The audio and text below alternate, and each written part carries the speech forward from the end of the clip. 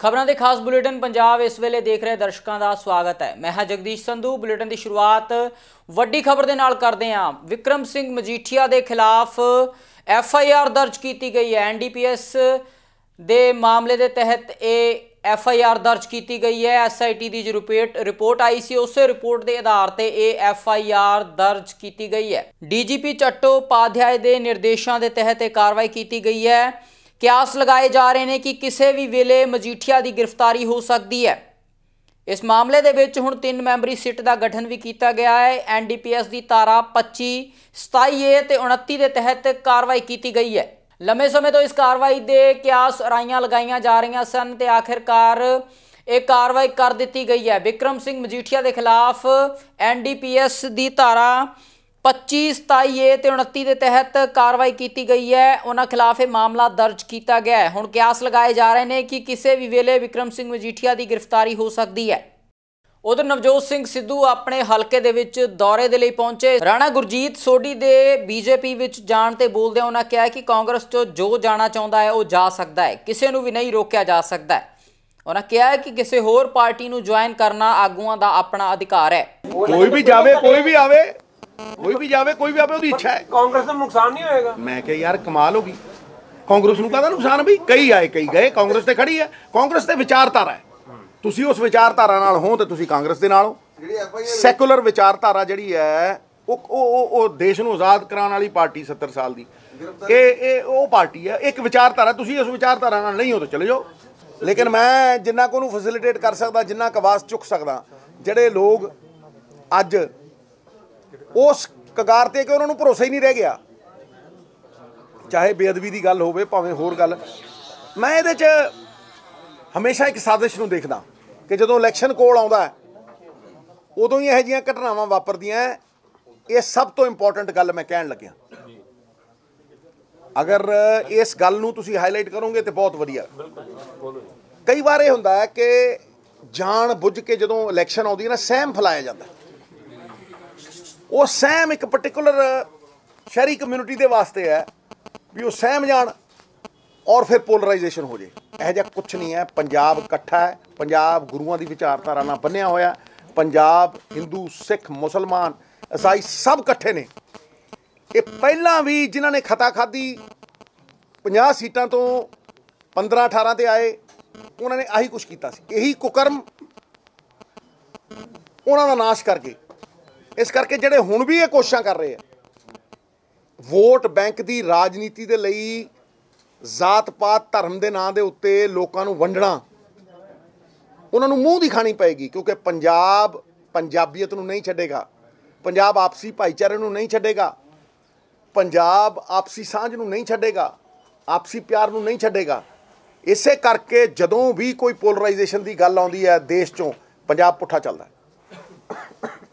साईं मियां मीर ने दरबार साहब की नींह रखी, 4 वर्णां नूं खुले दरवाजे ने, किसी नूं कोई रोक टोक नहीं, कोई धर्म नहीं, कोई जात नहीं, कोई पात नहीं, कोई ऊंच नहीं, कोई नीच नहीं। यही अज पंजाबीयत असीं उसारनी है। इसे पंजाबीयत दे नूं साधन बना के असीं इलैक्शन लड़ना है। तो उधर सुखबीर सिंह बादल वालों विधान सभा चोणां दे विच जित हासिल करन दे बयान ते प्रतिक्रम दिंदिआं नवजोत सिंह सिद्धू ने कहा है कि सुखबीर सिंह बादल झूठ बोल रहे हैं ते फोके दावे कर रहे हैं।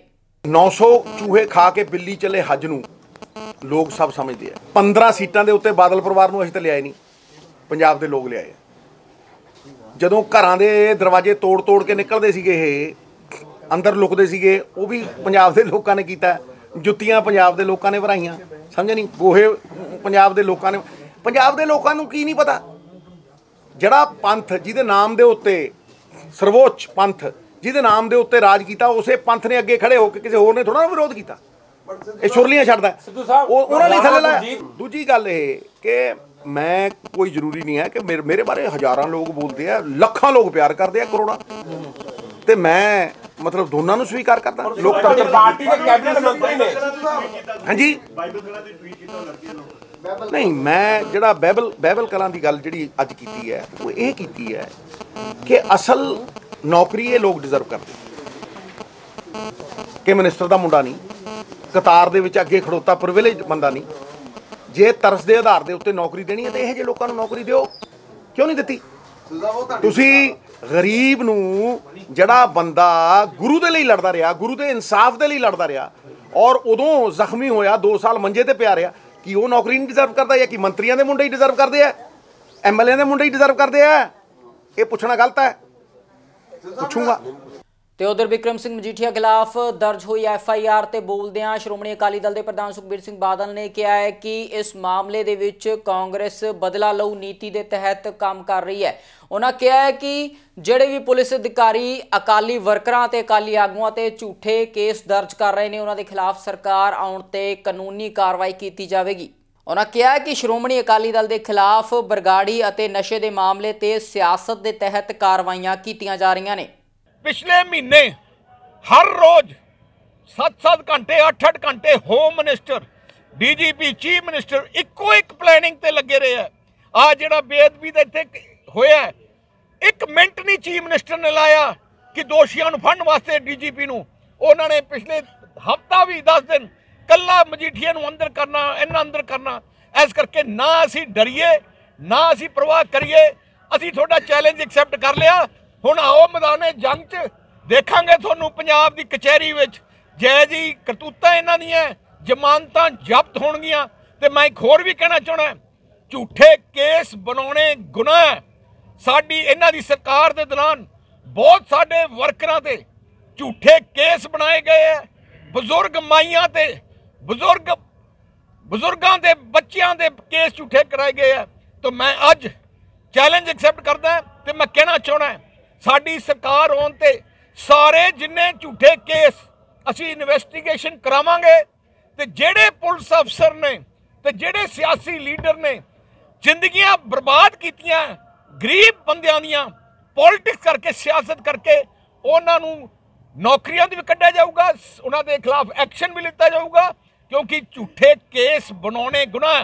ते मुख्यमंत्री होम मिनिस्टर ते DGP चट्टोपाध्याय विक्रम मजीठिया के केस भी उन्होंने झूठा केस बनाया, उन्होंने कानून तोड़िया ते तैयार रहन उन्होंने भी अपनी सभा आ गया भुगतन का। उधर श्रोमणी अकाली दल के सरप्रस्त ते सीनियर आगू प्रकाश सिंह बादल ने भी मजीठिया खिलाफ की गई कार्रवाई ते अपना प्रतिक्रम दिता है। उन्होंने कहा कि उन्होंने पहला तो ही पता सी कि कांग्रेस इस तरह की कोई कार्रवाई कर सकती है। उन्होंने कांग्रेस के उपर बदला लऊ नीति के तहत कार्रवाई करने के इल्जाम लगाए ने। प्रकाश सिंह बादल ने कहा कि पंजाब और श्रोमणी अकाली दल नूं कमजोर करने की कोशिश की जा रही है। उन्होंने कहा कि इस कार्रवाई के लिए पहला भी 3 DGP बदले गए सन। देखो सानू तो यह पता ही सी, इन्हां ने पिछले दिनों च 3 DGP बदले।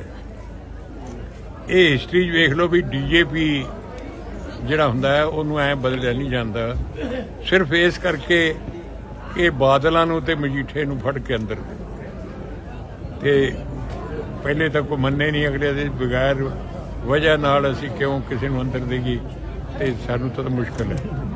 ਤੇ ਹੁਣ ਇਹ ਨਵਾਂ ਲਿਆਂਦਾ, ਚਲੋ ਮੈਂ ਕਿਸੇ ਦੀ ਨਹੀਂ ਕਰਦਾ, ਮੈਂ ਤਾਂ ਨਾ ਤੁਸੀਂ ਕਾਹਨੂੰ ਔਖੇ ਹੋਣੇ, ਮੈਨੂੰ ਹੀ ਲੈ ਜਾਓ, ਜਿੱਥੇ ਮਰਜ਼ੀ ਲੈ ਚੱਲੋ, ਮੈਂ ਤਾਂ ਤਿਆਰ ਬੈਠਾ। ਤੇ इस तरह बदलाखोरी की जी नीति है, एक कोई जी सरकार करती है उन्होंने खमियाजा भुगतना पैंदा। ये पहली मिसाल नहीं, इन्होंने क्योंकि हर तरह नाल श्रोमणी अकाली दल नूं कमजोर करना चाहती है, पंजाब नूं कमजोर करना चाहती। मेरे ते भी यह जे सैकड़े परचे किए इन्होंने, मैनू तो कदे कोई मैं ना तकलीफ महसूस की है। इत्थों तक कहते कि बादल का छड्डा नहीं, मेरी वाइफ ते भी मुकदमा किया, सानू बरी होए। मेरा मतलब ये सरकारां जिहड़ियां समझदी नहीं सरकार का मतलब की है। जो दरख्त नूं फल लगता वो न्योंदा है, कदे बदलाखोरी नहीं करनी चाहिए। मेरे जमाने दसो किसी भी कांग्रेसी नूं कोई तकलीफ हो, ये कम नहीं हुंदा। थोड़ा कम हो रहा है, सरकार का काम बदलाखोरी नहीं हुंदा, सरकार का काम हुंदा लोकां दी सेवा।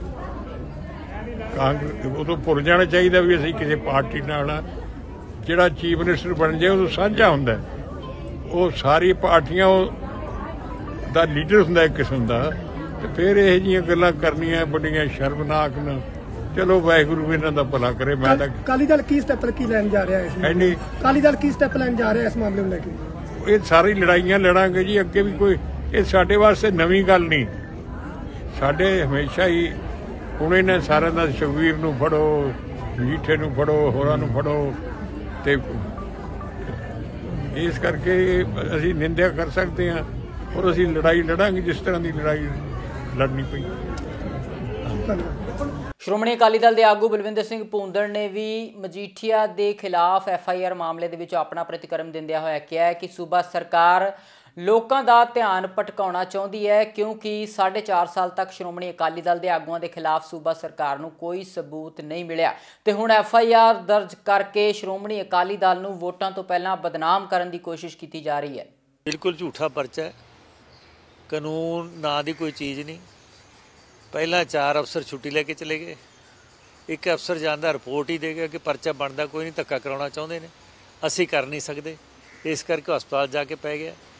कोई 5 साल इन्होंने सबूत लभ्या नहीं। 5 साल इन्होंने जो झूठे वादे किए सी वो एक भी पूरा होने वाला नहीं सी।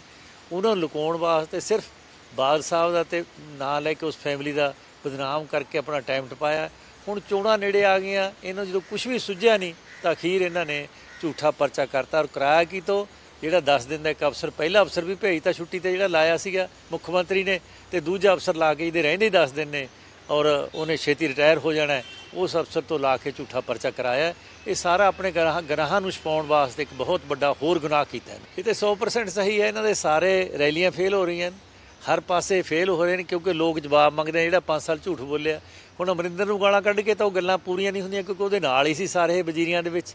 ਹੁਣ ਤੱਕ ਗਏ ਸੀ 100% ਵਾਅਦੇ ਕੁਰਤੇ, ਜਦੋਂ ਅਮਰਿੰਦਰ ਸੋ ਬਿਆਨ ਦਿੰਦਾ ਸੀ ਕਿ ਮੈਂ 100% ਵਾਅਦੇ ਪੂਰੇ ਕਰਤੇ ਤੇ ਨਾਲ ਬੈਠੇ ਹੁੰਦੇ ਸੀ ਵਜ਼ੀਰ, ਤੇ ਅੱਜ ਫਿਰ ਉਹਨੂੰ ਕਹਿੰਦੇ ਨਲਾਇਕ ਹੈ, ਇਹਨੇ ਨਹੀਂ ਪੂਰੇ ਕੀਤੇ, ਅਸੀਂ ਪੂਰੇ ਕਰਾਂਗੇ। ਹੁਣ ਇਹਨੇ ਪੂਰੇ ਕਰਕੇ ਪਰਚਾ ਕਰਤਾ ਕਿ ਅਸੀਂ ਜੀ ਪਰਚਾ ਕਰਤਾ। ਪਰਚਾ ਕਰਨ ਨਾਲ ਲੋਕਾਂ ਨੂੰ ਰੋਟੀ ਮਿਲ ਗਈ ਜਿਹੜੀ ਘਰ ਨੌਕਰੀ, ਕਰਜ਼ਾ ਹੋ ਗਿਆ ਮਾਫ, 2500 ਮਿਲ ਗਿਆ ਉਹਨਾਂ ਨੂੰ ਬੇਰੁਜ਼ਗਾਰੀ ਭੱਤਾ, ਗਰੀਬਾਂ ਨੂੰ ਮਿਲ ਗਿਆ ਖੰਡ ਘਿਓ ਤੇ ਆਟਾ, ਦਾਲ ਤੇ ਚਾਹ ਪੱਤੀ।